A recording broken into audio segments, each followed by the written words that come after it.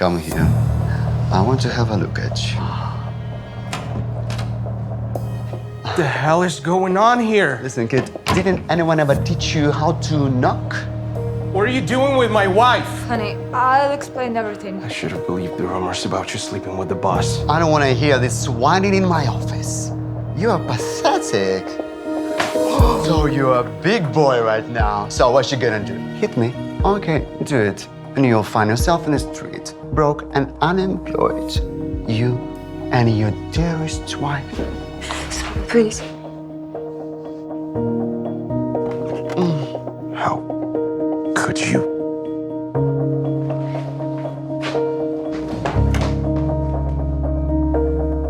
We're not done with you. Boy.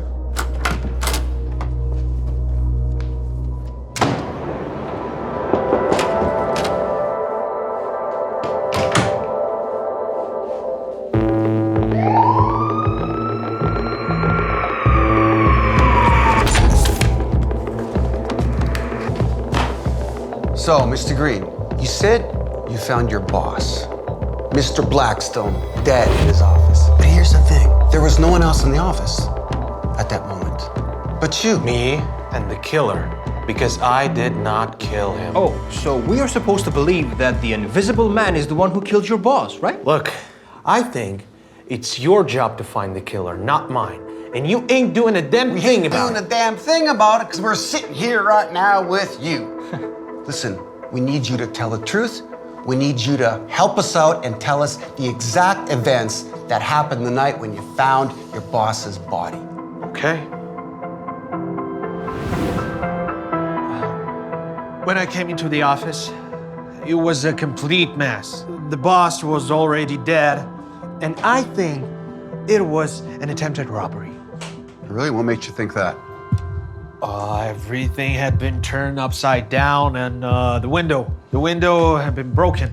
I think that's the way how the thief came in. So do you think there was a fight? Yeah, of course there was.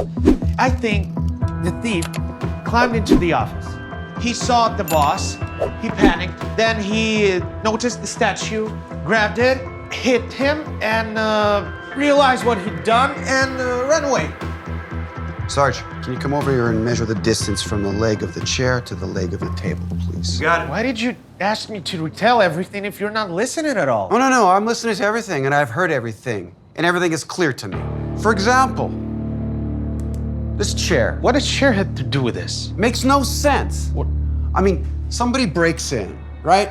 And there's a scuffle, there's an argument. The boss is killed, he falls, and the chair is in the same place where it was. It doesn't make sense to me. I'm baffled. Maybe he had a gun and he told him not to move. Then why didn't he shoot him then? He didn't want to make any noise. Noise? What, are you kidding me? What about the window? Breaking a window? It's quiet? That's noise, my friend. No. I don't buy this. This doesn't make any sense. No. I think it makes sense. I think he made all this mess because he was in search of something valuable. Yeah, I don't know. I mean, it doesn't make any sense to me. For example, this sofa. I mean, why would anybody want to turn it over? What a value would be under this sofa? Please tell me. I don't know, detective. This looks like a setup to me. Yeah, I think you're right, Sarge. I think this is a setup. I don't know, but if I was the thief, I'd break in and I'd go straight to this safe that's hidden in plain sight. I'd break into, take the cash, and I would get out of here. I don't know what and why he was doing. Why don't you catch the robber and ask him yourself? And there was no robbery. It's obvious. You just have to look at this window. What's wrong with the window? Well, look at this shard sticking out, for example. Who could climb through that? Nobody. Where's the bloodstains? Nothing.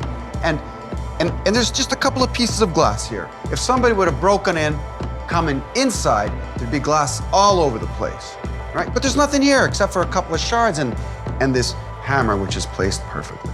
You know, it's always much easier to fake a crime than it is to commit one. And clearly you made some mistakes. There was no robbery, was there? You know, everybody in the office knows that your wife and your boss were sleeping together.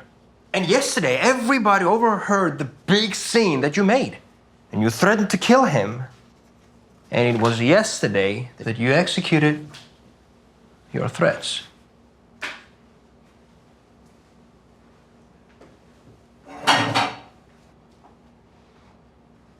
Yes, you're right. I killed the boss. You can give me a piece of paper and a pen, and I will sign the confession. You know, Mr. Green, I'm a gadget freak. I love them. I like these audiobooks. They're cool. So I'm more of a listener than a reader. So you're gonna have to tell me exactly what happened that evening. Whatever. I don't care anymore.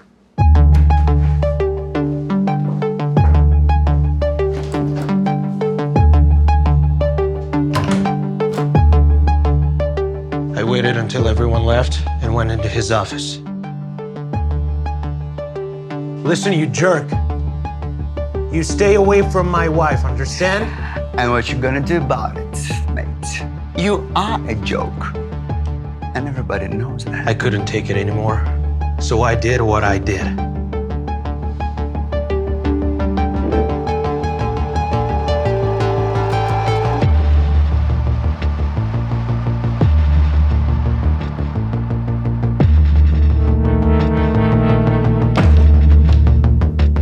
Then I tried to cover my tracks. Wiped off the prints and made a mess to throw off the investigation.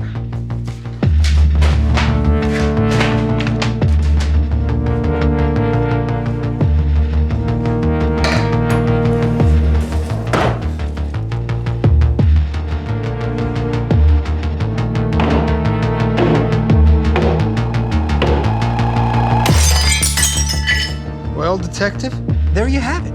I knew from the very beginning that he was the killer. What? Aren't you convinced yet? Oh, how willing we are to believe what we want to hear. What are you talking about? No, Sarge, I'm not convinced.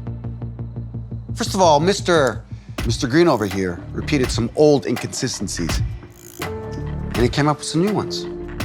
Inconsistencies? What do you mean? Mr. Green breaks in, screaming, yelling, making a big scandal, making threats. But the whole time, Mr. Blackstone, his boss, sits quietly, calmly in his seat. Doesn't even want to defend himself. That's strange indeed. And what about the statue, huh? The statue. Sarge, do you remember what was on the desk before? Yeah. The lamp, this blunt paperweight, and the sharp, pointy envelope opener. All amazing tools, especially when they're at your fingertips.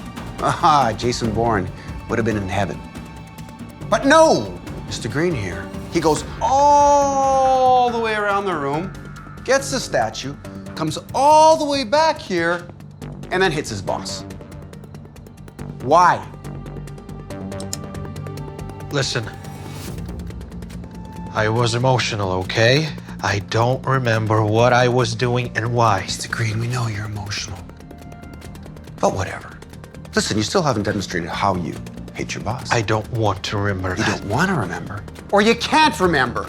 Because you didn't kill your boss. No, I killed him. No, you didn't. I confessed to you myself. That makes you a liar, not a murderer. Don't you dare call me a liar. Prove to me that you killed your boss. How can I prove that? Hit him. Go ahead, hit him.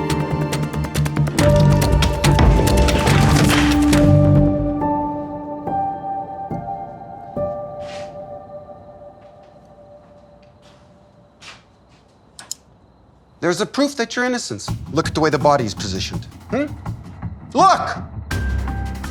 Huh? It says it all. The body's positioned to the left. But on the crime scene, we know that the body was in the opposite direction. Look at Mr. Green here.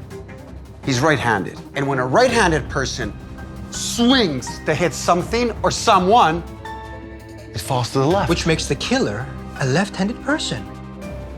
Something that rules you out, Simon. But I confess. What else do you want? I need the truth. Mr. Green, and it's gotta come from you. From you. Look, I said all that I wanted to say. hands, the statuette. It won't matter in court if I sign the confession. This evidence, it's circumstantial, unlike the evidence on the statue. Don't fool me. I wiped off all the prints. But here's a really curious thing in life. When you try to cover some tracks, we reveal other ones. Like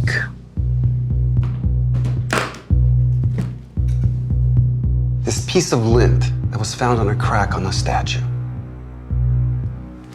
Detective, with all due respect, this could be anything. This can come from anything. I mean, it will take us months to investigate the whole office. Yeah, Sarge.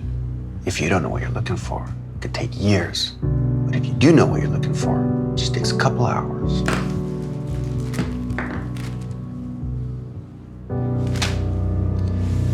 Miss Green's scar. That's right. We know she's left-handed, but Mr. Green, please don't start spinning tales about you being a cross-dresser, okay, and wearing women's clothes. You gotta tell us the truth. Admit it, come on. Known it the whole time. Emma never slept with her boss, although he did hit her. So that was the cause of the scandal, right?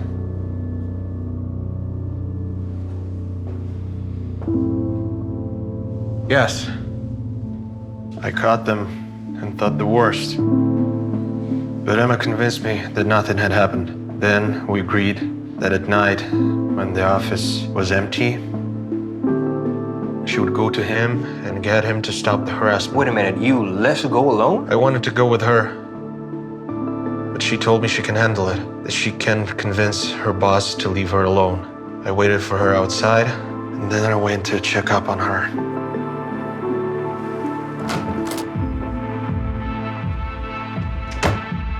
But I was too late. The boss was dead. Simon, what have I done? She told me her boss was furious when he heard her demand to stop the harassment. He hit her, pushed her on a chair, and Emma was crushed after what the boss had done to her. And then she suddenly noticed the statue. But she didn't walk across the office. She was sitting right here, and she grabbed whatever she could lay her hands on. She walked up to the boss and hit him.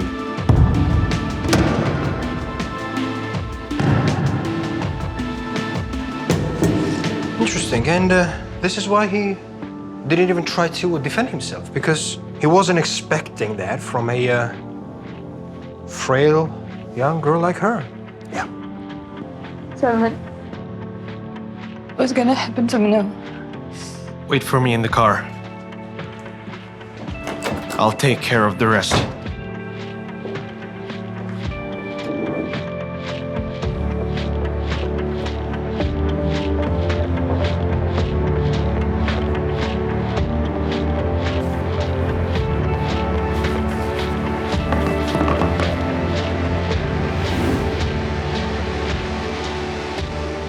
Why did you make me go through all of this?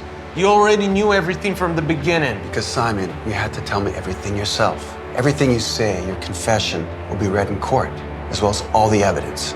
That's going to be handed over to the defense. The defense? And Simon, you and your wife, you're victims in this case. And I'm going to do my best. I'm going to talk to the prosecutor. And we're going to try to get your sentence reduced.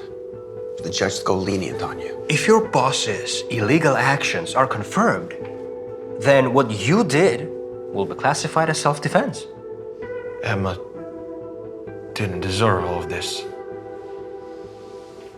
Is she gonna be all right? Simon, my friend, listen, you were ready to go to prison for a murder that you didn't commit. You were ready to go to prison instead of Emma. You know, Emma, she's a lucky woman to have a husband like you. And I think she's gonna be all right. Well, what can I say? I gotta give it to you. You did the right thing. That was very brave. I guess I owe you an apology for calling you a murderer. Well, Sarge, an apology like that, it's better late than never, huh? Great work. Another case closed, Detective. That's right, Sarge. Hi guys, my name is Valeria Fokina, and I'm a part of the main cast of the DramatizeMe project. I just wanted to say hi and thank you for all of the views and comments and likes and your support. And if you want to see more videos featuring me, please subscribe to our channel. And I hope that you'll have the best day of your life if you're watching this. Stay safe, bye.